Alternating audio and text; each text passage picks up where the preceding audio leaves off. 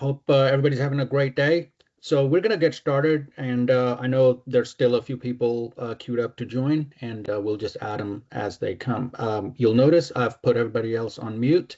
Towards the end, we'll do some Q&A, and you can go off mute, or you can just type questions in the chat. We'll be happy to assist you with that. So today we're going to cover how you protect yourself in non-techie terms. We're not going to talk about technology. We are going to talk about some other things. And an interesting question came up with one of the registrars, which was, hey, what does this have to do with technology? It has quite a bit to do with technology, and we are going to get into that. We want to make sure that nobody here becomes the next victim. We're going to give you some good concepts and some proven methods to protect yourself, and also what happens after a breach. So one of the things that we go by is always assume breach, and we're going to keep following that mantra. And so it's not going to be a lot of techie stuff, technology stuff. It's going to be more about risk aversion, cybercrime.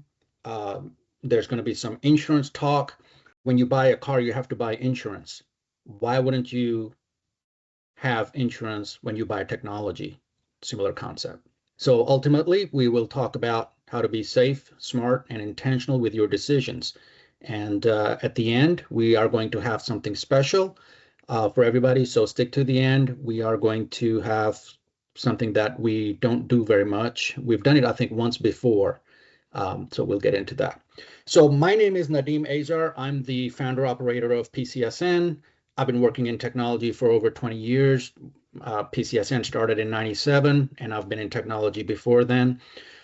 So I have working with partners, and we're going to talk to some of the partners. Working with partners, we figured out a strategy around security. Specifically for 20 to 50 user companies. You know, large enterprise, they can afford, they have huge budgets, they can do whatever they want.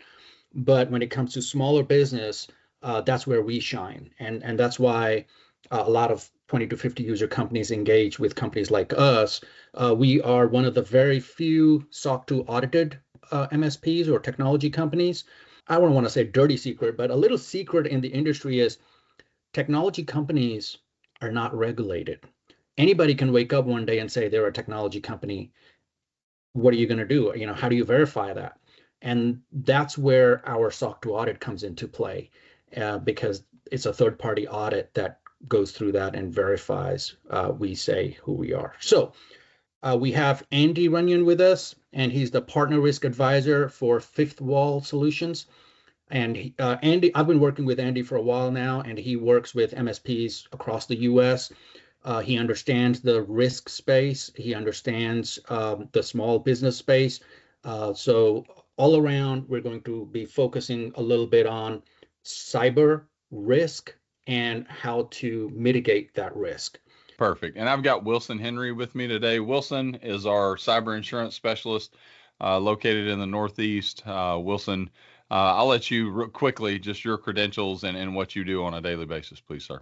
Yeah, sure. I'm a cyber insurance expert per se. Cyber insurance is our only line of insurance that we do at Fifth Wall. We're a cyber insurance wholesaler. I'm sure Andy will get into it. I'm one of the cyber insurance brokers, experts on staff, help companies not only find the right policy, but what are the right limits? How much insurance do you need? Let's have a risk discussion around it. Most agents don't go to that level. Security matters as well for underwriting. So taking this side seriously, cyber insurance is very new. We're at Fifth Wall. We're definitely on the forefront, leading the charge of cyber insurance education. Yeah, and real quickly today, what we'll address, so you know kind of where we're going, we'll look very quickly at what is cyber insurance. Still a lot of questions out there about what this type of insurance covers. What a good and bad coverage look like? How does my cybersecurity posture connect to my policy? And then how can my quote unquote IT guy, right, help with that? At Fifth Wall, We wholesale, think of us as a marketplace. We broker out to 55 different carriers. And like Wilson said, we work with clients across the country, helping them place the best coverage possible with the right carrier. Very quickly, want to go back and just talk about insurance, the history of insurance very quickly. Guys, if anybody applied for cyber insurance prior to 2020, prior to COVID, it was probably pretty easy. You didn't get a lot of questions about MFA or EDR or security awareness training or anything like that. And then something happened. If you'll notice on this graph here, commercial change of insurance has been fairly flat among other lines. And then as Mr. Freeman's pointing out here, I'd always tell anybody, if the voice of God shows up, pay attention, right? Something happened between 2020 and 2021. With COVID, there was a ton of cybercrime in the small to medium-sized sector, right? Insurance companies paid out terribly for taking on poor risk. There were a ton of claims during that period. Their loss ratios were very, very high. So what do companies do in return? They raise premiums. And you saw up to average of 75% of increase in insurance during that time. Now, the market stabilized since then, but just wanted to show you kind of a history of the lines of insurance and how cyber is different there. A couple of stats that we always like to share to kind of baseline. The average ransomware payment at the end of the year, last year, as of December, was coming in right around $500,000. And then on top of that, and it may be hard to see here, but this graph shown by Sophos, the Sophos report from July of last year, shows that in the smallest bracket, $0 to $10 million in revenue, the average all-in cost for a ransomware event was $1.2 million. Now, why do we say that? It's not to lead with fear. It's not to freak anybody out. It is to quantify risk. Our job on the insurance side is to help people be insured to the point to where they're indemnified in the event of a claim, right? So understanding what those numbers look like helps clients understand how much insurance to buy. And even at the smallest bracket, $0 to $10 million in revenue, we're seeing more and more clients purchase $2 and $3 million of insurance for cyber. And then the other thing, and Wilson, you can probably talk to this, the types of claims we're seeing. If you rewind back 2-3 years ago, the vast majority of them were ransomware. AI has changed that, right? The advent of AI, we jokingly tell everybody the days of the Nigerian prince email are long gone, right? Much more specific language, much better invoices that are being manipulated and sent, right? So Wilson, while I'm switching over there, you want to talk just a little bit about the claims that we see coming through these days? Yeah, yeah, it's absolutely. I mean, I think a funds transferred fraud policy is needed in every business sending money now. More and more, we're seeing business email compromise. We're seeing wires get sent incorrectly. We're seeing people get tricked. And Andy's right. It's the development of AI and being able to reach more and more people faster, right? These bad actors are casting a net. They don't care who they catch. They don't care if it's a large company or a small company. They don't care if, it's a Mercedes or Honda, whichever one's unlocked, whichever one's easier to get into. And funds transferred fraud or stealing money or misdirecting payments is easier than, attacking and brute forcing into a company's network and getting data that way. So lots of different ways attacks can happen. Obviously, that's why we're here to educate you, but also making sure you have all those coverages needed on your policy. Not all forms have them. So we'll get into that a little bit, but we're seeing more and more claims on that end. Good segue there into what does the actual policy cover. I think there are still quite a few questions at the small to medium sized business level of what do I have? What should I have as far as coverage goes? So you want to talk just a little bit about the difference between first party coverages, third party coverages, and cybercrime? Yep. So I kind of just said before, not all policy forms are created equal. There are endorsements or riders, a small little cyber policy still out there. There's comprehensive policies, and there's comprehensive policies that fit a business's risk as well. So comprehensive cyber insurance policies, that's the one those are ones that Fifth Wall provides that, are on its own. But it includes coverages for first party coverages affecting you as your business, your network, your organization. There's third party coverages affecting third party individuals, third party companies. Think contracts, think data that you hold on individuals, businesses, employees. That's considered PII, or if you're a healthcare facility, HIPAA, right? Or PHI. There's all different types of data, but if that data is accessed, you're in charge of it. Whether you choose to store that data with a third party service, cloud service, you're storing your data on QuickBooks, you're storing your data on tons of different things, maybe internally.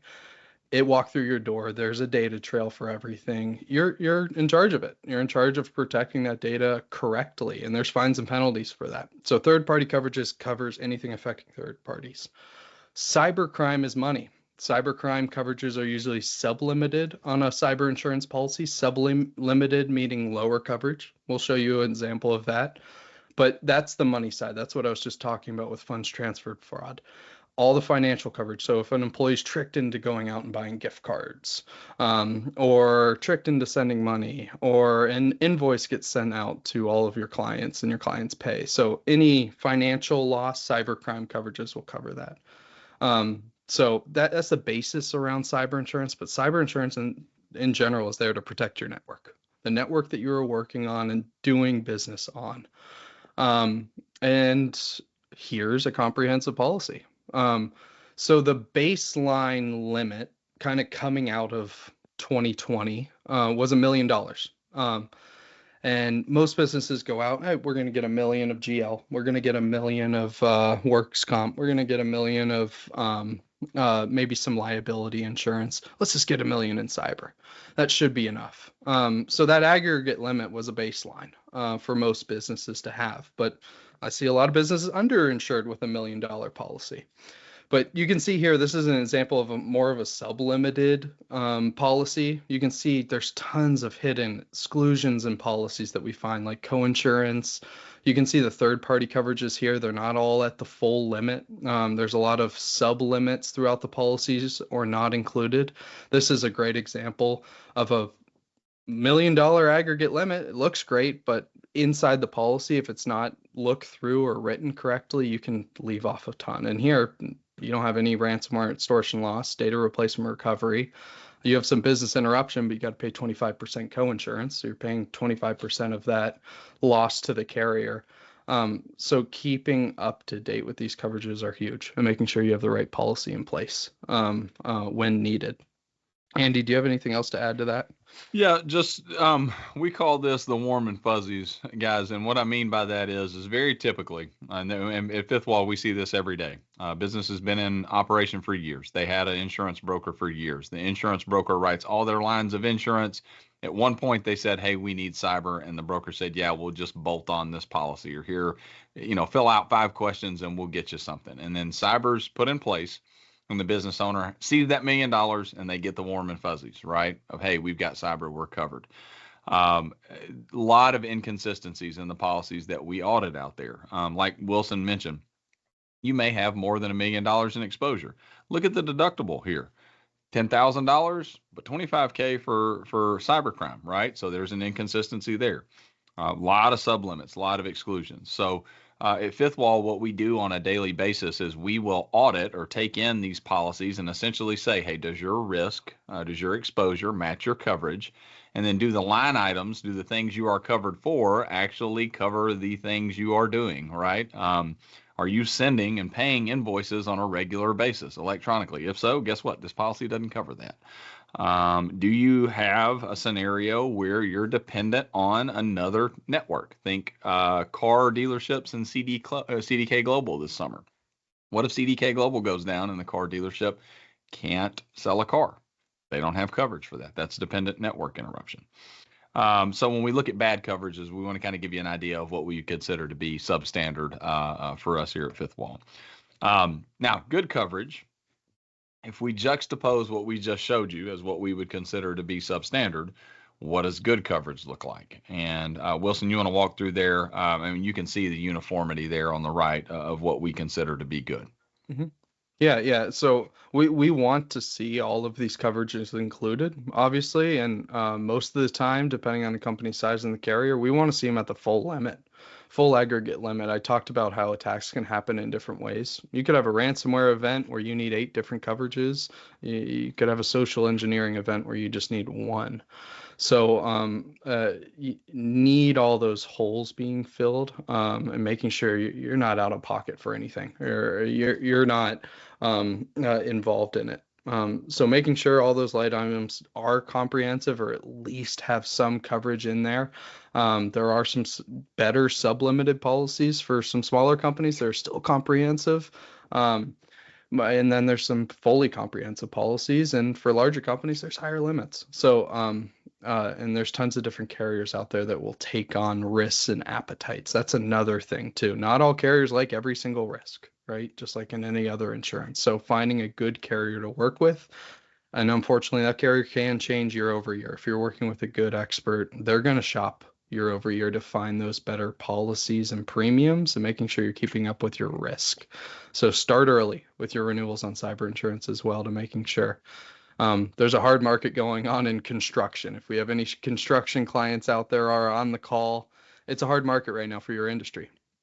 Probably will last till the summer. There were some big losses last fall. So that's a good example of how volatile this market could be, because it's so young, because it's a baby.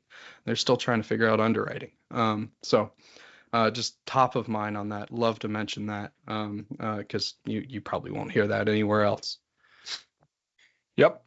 So one of the things that we're real big on at Fifth Wall is what we call loss quantification, right? How do I find coverage to match my exposure? How much insurance? How do I know how much insurance to buy, right? You heard Wilson and I both mention that sometimes $1 million's not enough. So here's an example, and we do this for all clients that come through our door through our cyber risk report, which is a specific review. It talks about your revenue, talks about your sector. I mentioned COVID earlier, where COVID was really bad. There was a lot of bad that was associated with COVID. But what good came out of COVID from those losses, we got a really, really good data pool, right? We saw a ton of claims come through. So we know now in 2025, hey, $100 million healthcare industry or entity, if you were to go down for 15 days, roughly what would that look like financially? And roughly, again, these are averages, roughly for this size of an entity at 100 million in revenue in healthcare with PHI line all over the place, 15 days down is going to be on average about $6 million. So this would be a client, if they were consulting with us and they came to us with $1 million policy, we would consider that $1 million to be grossly underinsured by millions of dollars potentially, right? So one of the things that we do is help clients, MSPs alike work together to help them understand what their average risk is based on the claims that we've seen and how much insurance to purchase, which is a big part of the puzzle. That Sophos report that I showed earlier today from 2024, another subset of that report, they asked 4,000 people that said that they had filed for insurance, and they had filed insurance and said they weren't fully indemnified. Either their claim was denied or they didn't get all their money back. And they asked 4,000 people, why were you not paid back in full? 14% said that they didn't fill their app out right because and they lied on their app, so their claim didn't get paid out. 63%, over half in the study of the 4,000 said they weren't paid out in full because they didn't purchase enough insurance in the first place. Okay, so think about that. Right now, a lot of people are talking about honesty in applications. Cyber insurance doesn't pay out if you lie on your app. That happens, it does, but it happened at almost 1/5 of the time that people weren't made whole because they just didn't know how much insurance to buy in the first place, right? So this loss quantification is really, really big part of the process. Okay, up next, how does my cybersecurity posture connect to my policy? And this is where Fifth Wall's involvement with Nadeem and his team comes in, right? I mentioned COVID. I mentioned the landscape pre-COVID. And during that time, we had pre-COVID, the market did not care. They didn't even ask about your cybersecurity controls. Whether you had MFA, whether you had EDR, are you backing up, are you patching? Market didn't care, right? Well, market takes massive losses, right? And from that, cyber insurance pays out at a very, very high clip for a 2-year period. And from that, they realize, hey, we've got to change something. We've got to look at this risk better. So Wilson, you want to talk just a little bit now about how underwriting's changed and how these things that are listed here factor into premium and deductible? Sure. Yeah. So when we think of a cyber insurance application, probably most of you on the call maybe have seen one, right? Some are long, some are short. Some carriers ask certain things, some carriers ask certain things this way. We saw the growth at Fifth Wall of these applications out of 2020, out of ransomware, out of the pandemic, when cyber insurance blew up. MFA was the biggest thing, the first thing that came out. And of course, these carriers are going to ask larger companies more than your smaller companies, right? Smaller companies are going to have less requirements than a larger company, different risks. So as you grow, if you are a larger company, I'm talking, a larger company, depends on the industry, but usually over 10 million, 20 million in revenue, you're going to be asked more. But the 5 must-haves for any business that'll help you, be the best possible risk out there, kind of the baseline, is multi-factor authorization. That can be on multiple points. So that can be on email, remote network access, VPN access, which is outside getting in. We want to protect that. And also, access to backups and sometimes privileged users. And that can be solved by a privileged access management software as well, if you want to go further on that. And that's more for larger companies. But MFA is a huge thing. Let's protect those logins, right? Patching and vulnerability management was right with it. Patch the vulnerabilities on your network. Updates, right? Keep your computer up to date. There's simple security in those updates. And then how are you storing your data? I talked a ton about data about 5 minutes ago. Let's store it correctly. Let's making sure we have backups. They're segregated. That data is being placed there and it's safe. And probably using a 3-2-1 rule with backups. And then EDR was a huge thing last year. And I talked about larger companies. Larger companies were getting asked about EDR and MDR in 2021. Smaller companies weren't yet. Once we hit 2023, 2024, they started adding EDR to smaller companies. So you can see these bleed in year over year. So year over year, keep looking at cyber insurance. Now, 2025, EDR is on every small business's application. And that's endpoint detection and response, watching those endpoints. I always like to say cyber insurance in general is organized gambling, right? These carriers are going to keep adding certain things on applications to protect their risk. How can we protect our risk? We're taking a risk on these companies. Let's make sure they have EDR. But let's reward them. There's rewards for having EDR now, right? For smaller businesses. I see thousands of dollars coming off premiums if you say you have EDR. So things like that can help. Things like that agents don't know, right? I want to keep you guys top of mind and making sure you're keeping up to date with your security because that relates directly to premium. And pretty much baseline for getting a policy nowadays. You have to have these things in place. Very good. Okay. Well, guys, and Wilson's a popular guy. He's got a client consultation at 11:30, so he's going to drop, and I'll carry you home. But Wilson, thank you for hopping on.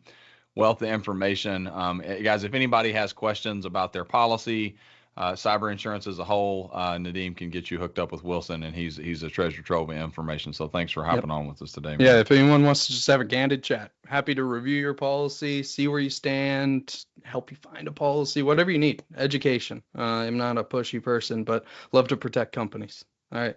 Thanks, guys. Thanks, man. So when we look at how the quote unquote IT guy, right, which is Nadeem in this scenario, how they can help, guys, our partners, we at Fifth Wall, we make sure that they have a top-notch stack, that they're certified, that they have a proactive approach. So if there's anything that you heard today, and you go, ooh, Wilson said that EDR was important to be insurable. I'm not sure we do that, or I know we don't do that because I denied the quote last year, right? Or declined the quote. Nadeem and his team can hook you up with any of that stuff. They can protect you in all of these ways. So if the conversation today kind of jarred something loose and it's like, ooh, we really need to look into, our patching strategy, or maybe we don't offer cybersecurity training for our employees. any of those investments should pay back in access to the market, and what I mean by access to the market, let me quantify that real quick. There are certain carriers that if you don't have MFA on, they're not going to offer you a quote in the first place. So like you just won't get a quote from CFC or you won't get a quote from Tokyo Marine. So don't want to skip that. Putting these things in place, first of all, it's a foot in the door. Do we even get a quote back from this market, right? And then once we get a quote, is that quote the lowest premium possible? Is it the lowest deductible possible? Does it include all coverages, right? We have some carriers, let's look at the cybersecurity training, right? If you don't have cybersecurity training, they may offer you a quote. You may get an okay rate, but they're going to take the crime piece off of that because they think that you're more susceptible to paying an invoice, right? That may be fraudulent. So Nadeem and his team can help you with any of these things. And then lastly, and I know we'll move into shift into a different direction and work towards some Q&A here. But our process, just so you know, Fifth Wall, how we operate, we have a very set process where the MSP or the technology relationship is involved every step of the way. They're the trusted advisor. We work with them to work with you to create the best outcomes for your business. And an example of that, in 2022, we were working with a hospital that their original premium for their first quote was $90,000, and all they could get was $2 million. The CFO wanted $5 million, but because of poor controls, they could only get $2 million, and the premium was extremely high. Their deductible was $100,000, and they had only $250,000 of ransomware coverage, right? The reason was a lack of MFA and security awareness training. They didn't have either of those controls in place.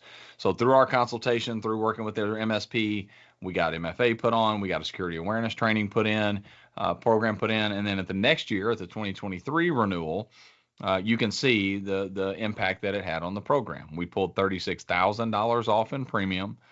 The limit went actually up, so they paid 36 grand less for more than double their insurance, right? The deductible came down in half and they had a full limit for ransomware. So just kind of gives you a general idea of how the process can work.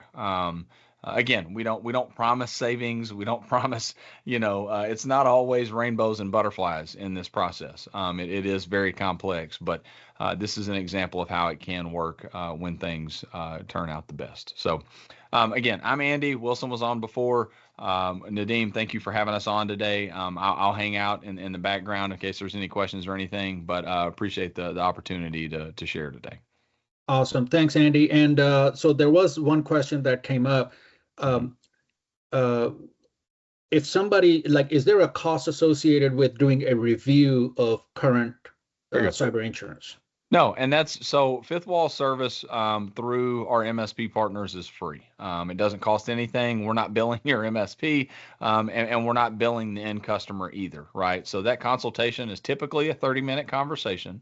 There is no cost associated with it, and our promise to you is that we'll meet you where you are.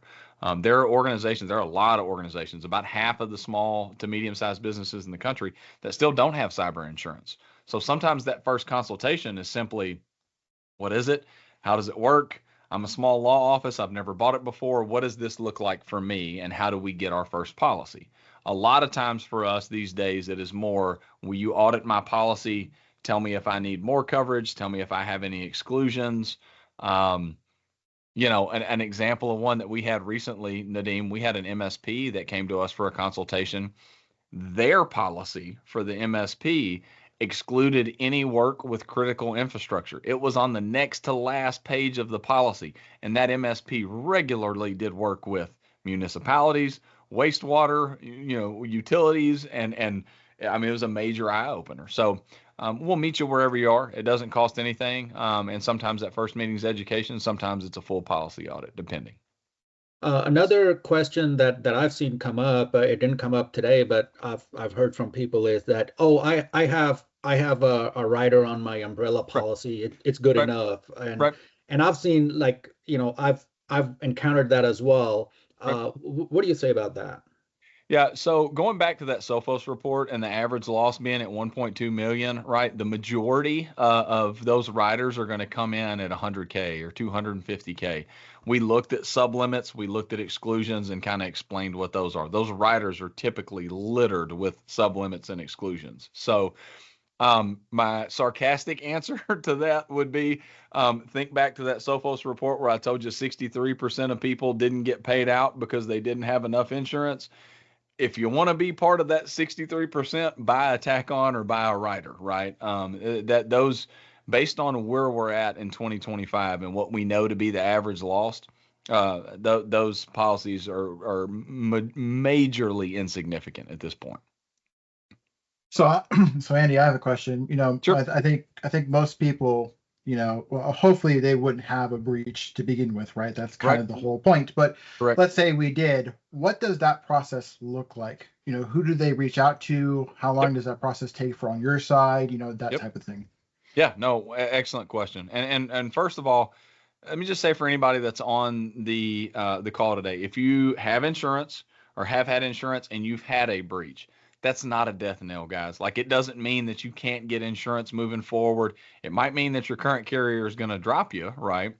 But what we're seeing in the market is there's a subset of carriers that look at that scenario as if you have a breach, they're going to ask, what was the nature of it? What happened? What did you do to prevent it? What's the forensic report say?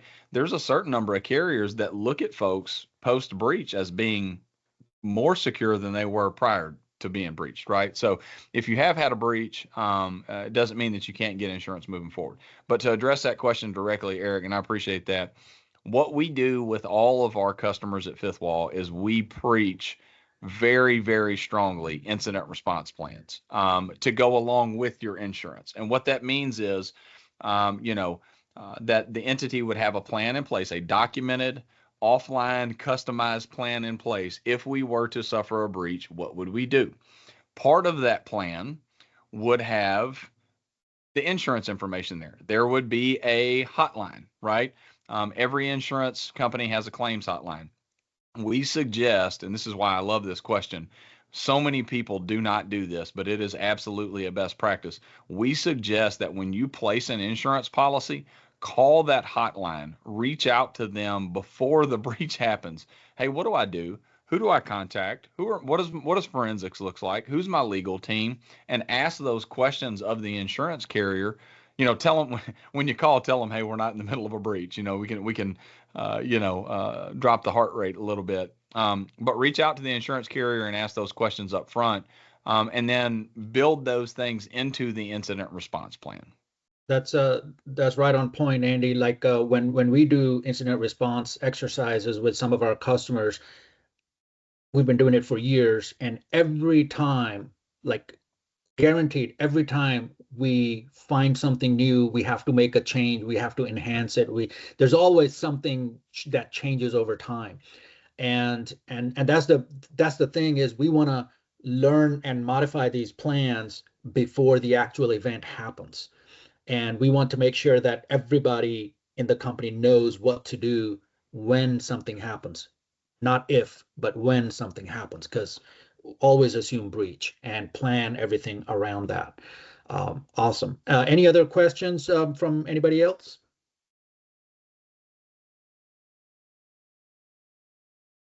And Nadeem, one thing that I will add to that, just to kind of put a bow on it. When you look at the businesses that come to us from outside of Fifth Wall that end up on our quote unquote front porch, right? If I asked for the next 6 months, on average, that would probably be about 1,000 businesses that we consult over the next 6 months, right? If I asked, do you have a offline, customized, annually updated, yearly tabletopped and pen tested incident response plan?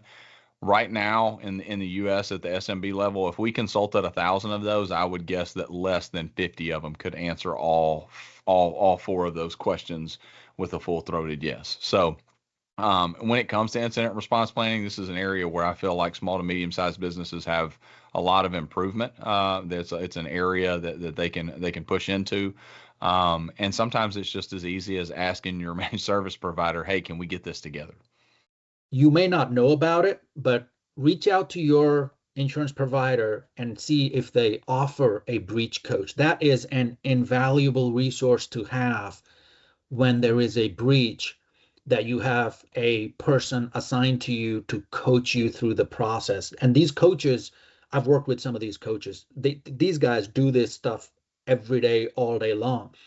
Don't try to negotiate with the ransomware people on your own. You don't do this on a daily basis. Andy, do you have any stories about that? No, that's why I popped back on. It's a great. We had a client this week that they got their quote, and they hadn't had insurance previously. I mean, it wasn't anything exorbitant. I think the quote was around $8,000 to $10,000, and they were debating on, do we want to make this investment? And the question got brought up, like, kind of explain to us why we should spend this 10 grand, right? And the question goes back, do you have a breach coach on retainer? Do you have a cyber specific lawyer on retainer? Because if not, I mean, you're getting those things with that premium. Does anybody on your team speak Russian or Korean? Because if they don't, the folks that insurance provides, they do, and they're going to be the ones that are going to be negotiating your ransom down on your behalf. So there are so many. That's a wonderful, wonderful point, Nadine. There's so many things that comes along with insurance in the form of breach coach, legal counsel, ransom negotiations that people just don't really think of when they're going through this process. And to add to that, one of the things that I would really say you should educate all users on your network about is, if something bad happens, don't fear that you can't tell anybody. Go ahead and tell your manager or whoever's in charge. I've seen it so many times. People will get something and they will try to fix it themselves and make matters so much more worse. So much so that recovery is next to impossible. So don't get into that situation. I always like to, even internally, we train people on, if something bad happens, this is what you do. And we don't reprimand. We don't want to scare them that, hey, you can't talk to somebody if something bad happens.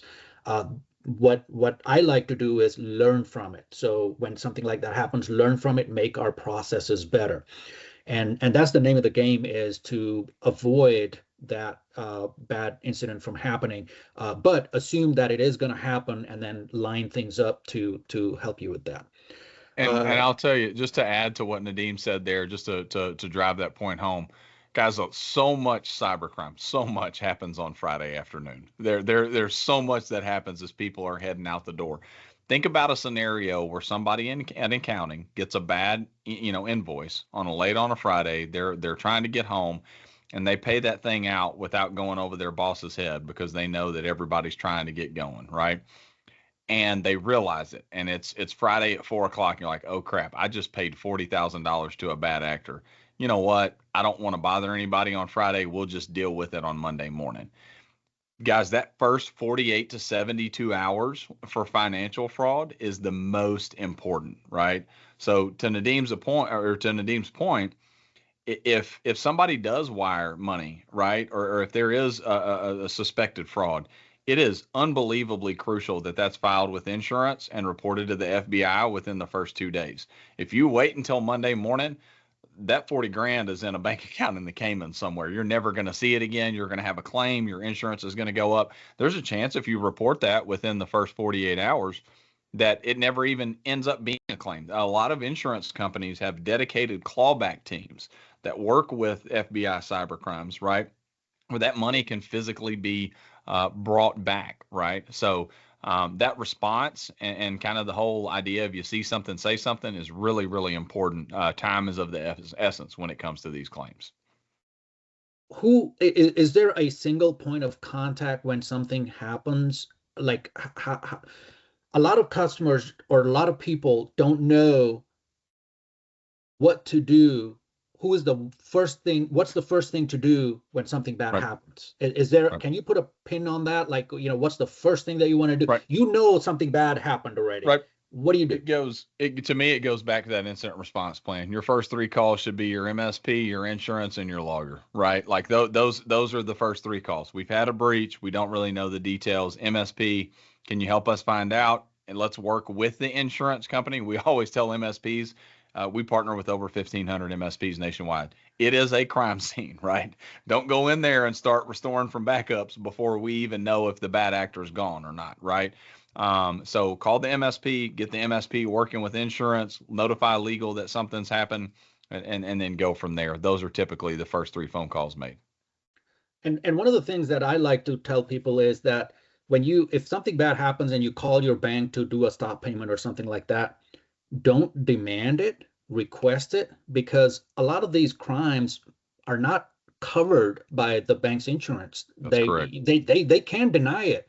They are only helping you because they want to help you. So be nice to them. They understand you're under stress at that point, and they understand that. But I always say, just request it, don't demand it. It's a great point. We have regularly, I would say probably once a month, we'll get the question, well, isn't this money transfer stuff, isn't it covered by the FDIC? No, it is not. I mean, I don't know how to address that question or the answer up anymore. It flat out, no, it's not. If you wire money to a bad actor, the FDIC is not going to cover that transaction. Awesome. I think that's all the questions we had. Folks, if you want to go ahead and scan that QR code, schedule a cyber assessment. And Andy, thanks a lot for joining. I think we'll call it a little early. Normally we have a lot more questions. We didn't have a lot this time, but hope everybody has a great day, and we'll see you in March. Thank you guys. Have a great day.